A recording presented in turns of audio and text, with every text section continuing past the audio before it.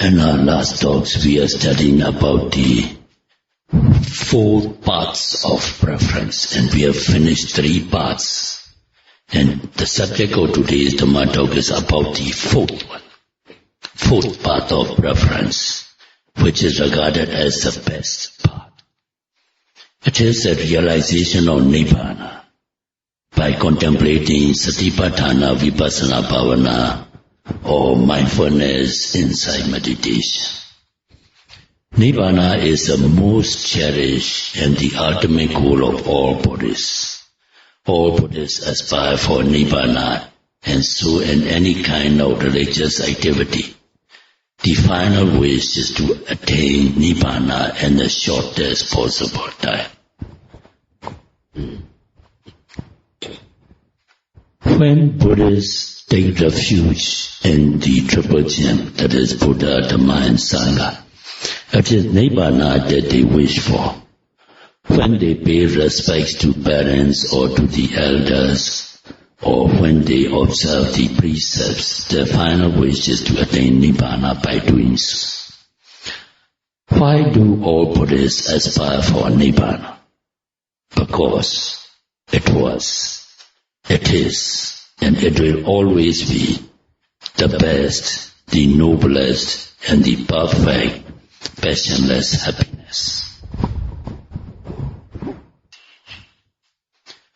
The pleasures that attribute to contact with the 5 internal pieces, eye and the visual object, ear and the audible object, nose and the odor, tongue and the taste, body and the tactile object, the consciousness and the mind object. These are called Vedika Sukha, the pleasure that is attributed to contact with sense organs. Another kind of pleasure is Santi Sukha. It is not connected with sense organs. It is a supreme consciousness of peace and tranquility, a perfect passionless happiness. In the case of any sensual pleasure, effort has to be made to acquire the material. To enjoy good sights, a person has to search for films or videotapes, or go to stage shows or cinemas. Expenses have to be incurred to watch the films or tapes.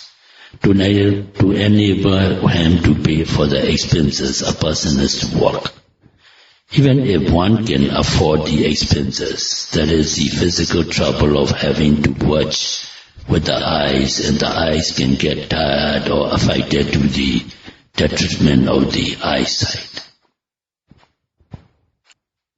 The same applies to good taste. A person has to accumulate edibles, prepare and cook a good meal to have a good feed.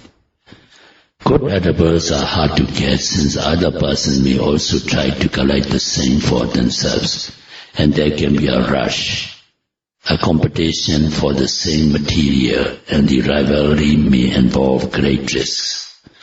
After acquiring the good food, there is a process of eating, chewing, swallowing, etc. If the food happens to be disagreeable with the person, there can be food poisoning also. There are risks, and physical, financial and mental efforts are needed to have a good feed. Even after a successful tasty meal, there is that trouble of excretion and urination. Therefore, the sensual pleasures of good visual objects, good audible objects, good odor, good taste, good tactile objects, etc., are not just plain happiness. It is a mixed event of dukkha and sukha, or pleasure and suffering. Santi Sukha is a kind of happiness untainted by sensual pleasure. It may be defined as deliverance from the tremors of the body, a fine feeling of peace and rest, a perfect happiness, an extinction of all suffering. It is very hard to give a good similar example of it, but to have an idea of it, the following can be quoted as example. Let us say someone is in jail for his crimes and is subject to prison atrocities. Naturally, he is very sad, physically maltreated, and the condition of his living there is also very miserable. The quarter allotted for him is very cramped, filled with pests and mosquitoes, full of foul smell, and also the suffering of mental and physical agonies during his stay as a convict. At this very moment, if he is suddenly released from his imprisonment and free from all miseries that are associated with his jail life, he may not be endowed with the material luxuries of a wealthy person in the normal sense, but the very fact that he has been set free gives him immense happiness, freedom from sufferings. A second example, a person is suffering from leprosy, and leprosy is difficult to treat in olden days also. He is disfigured, his soles are wet all over, and nobody wants to be associated with him socially. He is an outcast. He suffers from pains and aches.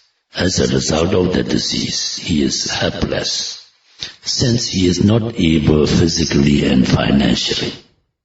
He is almost starving. Such a person would be at the lowest moral and very unhappy.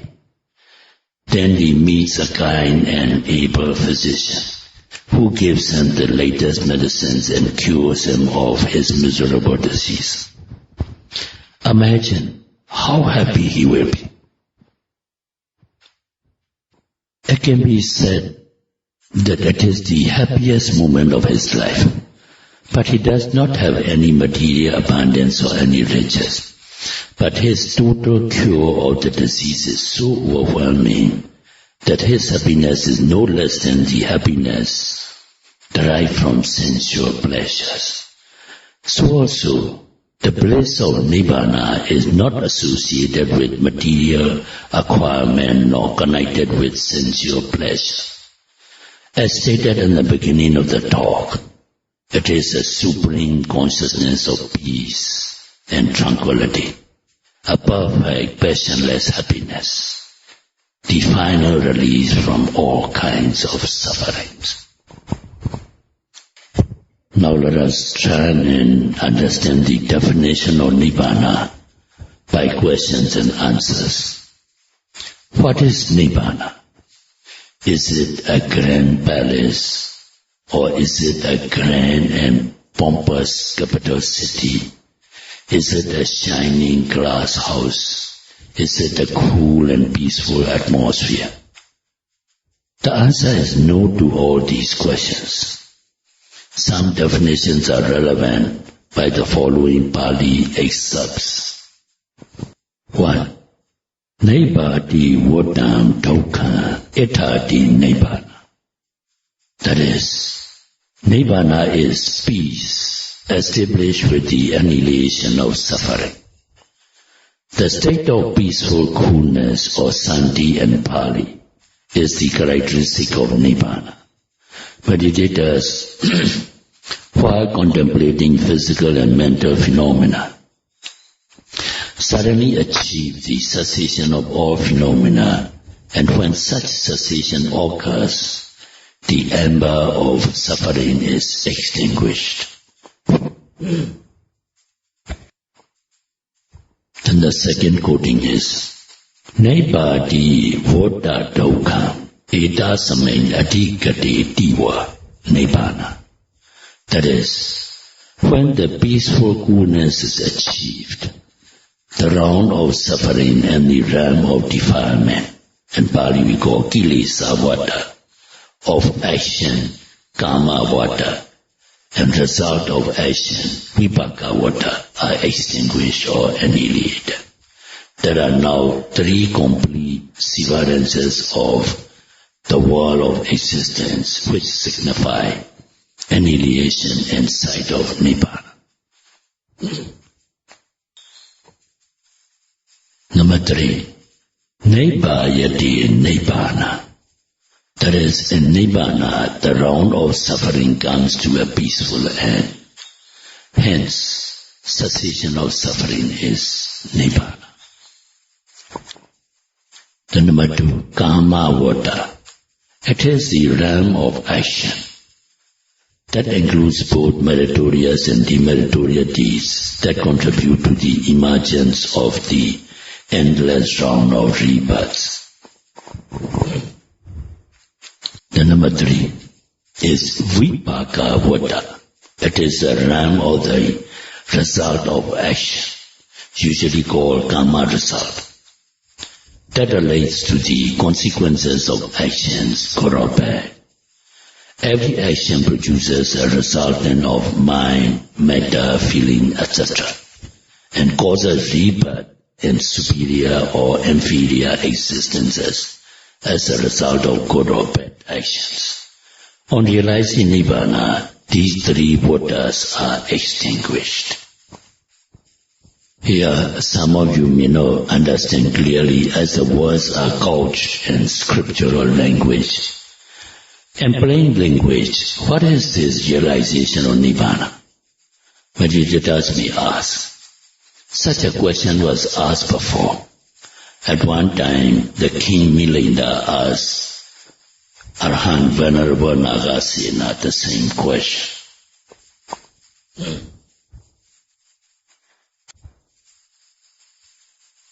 The learned Venerable Nagasena answered, O noble king, a meditator contemplating one's mental and physical phenomena all the time suddenly reached into a stage where all mental and physical phenomena ceased.